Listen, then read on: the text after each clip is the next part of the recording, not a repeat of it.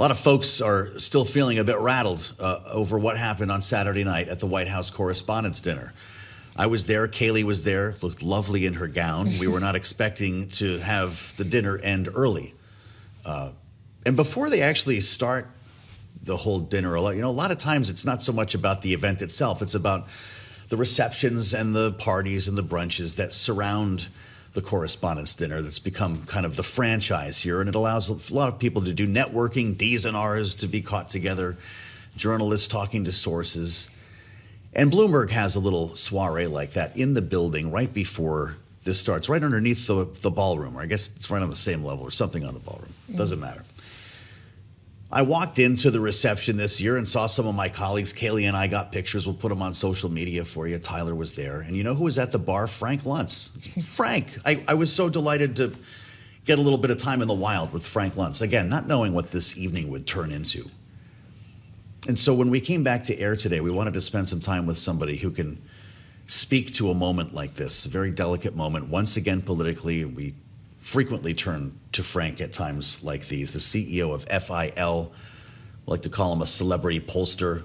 He's Frank Luntz. You know who I'm talking about. It's great to see you, and thank you for coming Your back. viewers and your listeners are going to think that I'm at the bar. No, jeez. And that's scary because I haven't had a drink in about 30 years. That's right. I think you had ice water. And by the way, Zero. you were standing. It's not like people were sitting, but there was a little reception area, and I was happy to see you there. You had a USA waistcoat on. You looked great in your tux. And like a lot of folks, I never had a chance to see you after because this whole thing got broken up. How did you get out of there all right? How long did you stay? And so many people keep asking me, are you okay? Yeah. Well, everyone's okay. You're right. Yeah. And I appreciate the sentiment, but it's not actually accurate because the truth is our country is not okay. And I don't like, and I'm coming to even resent, that we seek partisan advantage over everything. That this was a potential tragedy that was averted. But why do we seek to politicize everything we say and everything we do? At some point, we have to lower the decibel level. At some point, we have to just say in a word, enough. And I'm glad to be on this show. I appreciate what you all do in a straightforward, factual way, discuss these issues. But that's not what's happening in America. And we're always seeking political advantage. And we have to stop this because at some point, this democracy, which is broken, as most people would say, it will break. And I think we're coming up to that point right now. And it scares me.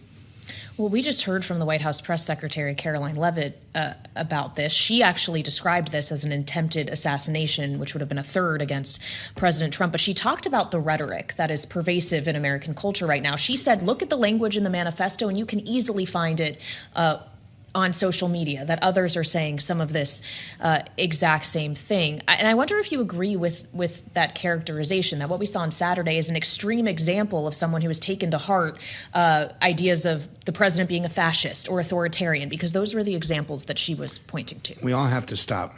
We have to look inside ourselves. And I've been doing this over the last few weeks, and I've been exchanging commentary with AI, asking AI how responsible I am in the language that I did, how responsible social media is, the websites, the cable news, all the different inputs.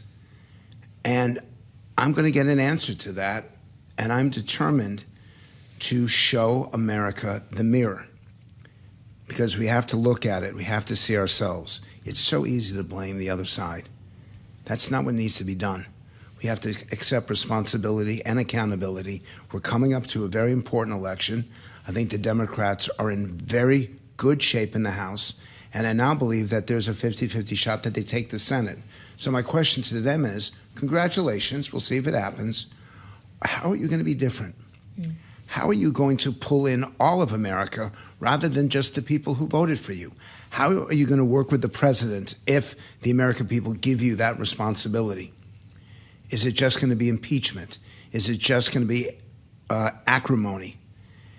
And I'm hoping the answer is no, but I'm thinking that the answer is yes. Of course, Donald Trump will still be on the other end of Pennsylvania Avenue. And if impeachment is, in fact, the answer, I think we know how well that is going to go. We also have really short memories, Frank.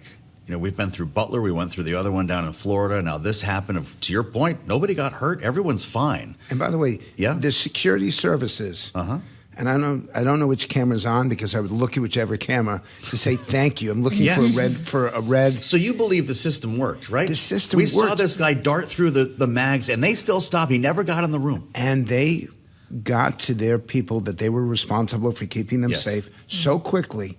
Nobody got hurt. Almost nobody got hurt. And they did so efficiently and effectively.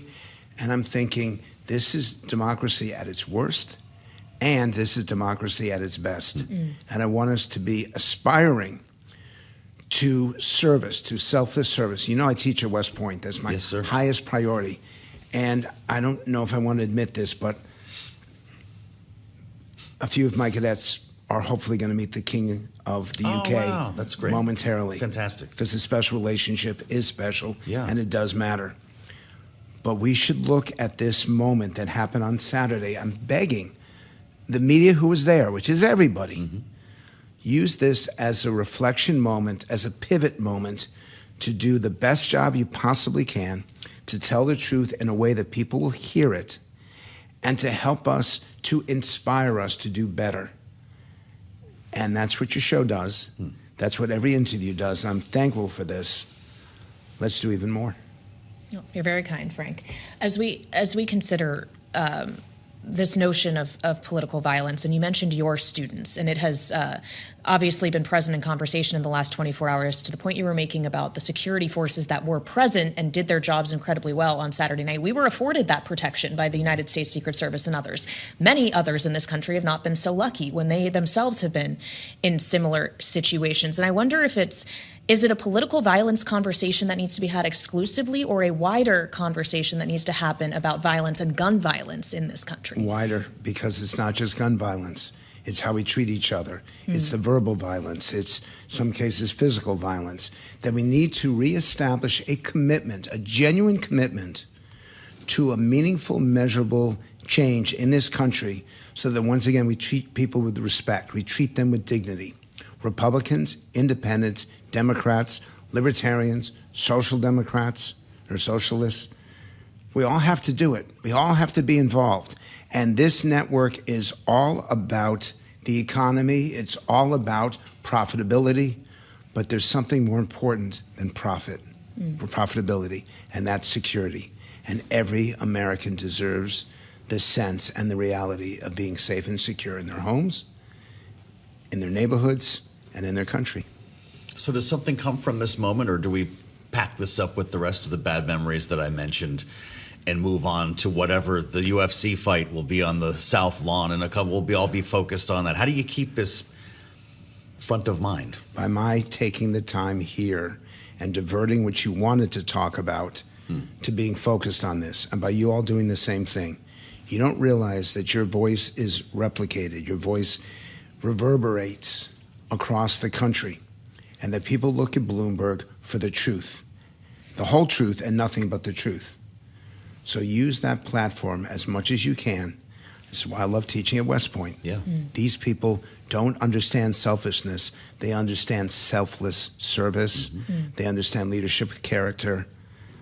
Let's commit to doing that. Have you talked to the cadets about what happened Saturday night? I know it's been a minute. Maybe you haven't been around them. But No, 31 different cadets reached out to me that evening. Yeah. My phone blew up by them saying, "Are you okay?" Yeah. And my response to everyone was, "I'm okay, but the country isn't." So let's focus on that, and that's what I plan to do over the next few days. Well, and as we're considering the various challenges facing this country, clearly we have a rhetoric and kind of cultural reckoning that perhaps needs to happen, Frank, what you're suggesting. But we're facing other challenges as well. We're facing economic challenges, a problem with affordability that the president has at times committed himself to addressing, at other times decidedly less so, higher gasoline prices. And I wonder if you see the political pressure on him and his party, especially ahead of November, growing when it comes to some of these economic issues and how the war in Iran may be exacerbating them. Let's approach this accurately and factually.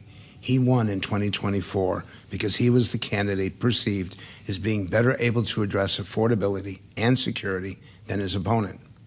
Well, now it's 2026, and the public gets a chance to say, you've succeeded or you failed.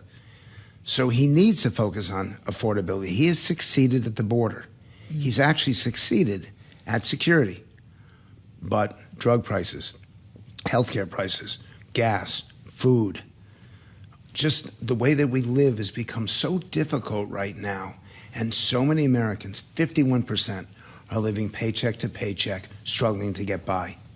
Those are the Americans who are going to decide whether President Trump was successful or not, and he needs to be able to prove that he was. When you talk to campaigns, whether it's the candidate or the campaign infrastructure, and you're advising on approach, on messaging, is it possible to teach candidates in this environment how to run for something as opposed to running against something? And when you go there, do they respond accordingly, or do they roll their eyes? They roll their eyes. Okay. Or they respond yes at that moment, and then they don't deliver in the days and weeks to follow. Mm-hmm. I don't like talking to campaigns, and what I say to every American is there's something more important than your election. There's something more important than who wins and who loses. And that was a beautiful picture on your phone, by the way. I know you don't want to show people, but that'll humanize you if you do. We've lost our minds. And what we lose next is our country and our Constitution. And all of this absolutely matters most. I am so blessed to be an American, and I'm so grateful. But I respect people from other countries. I respect our position in the world, and I want this to continue. Mm-hmm. I want us to be the best informed, the best educated, the best with ingenuity and technology. But it can only happen if we trust each other, if we learn from each other, and most importantly, if we commit to a better future for our children.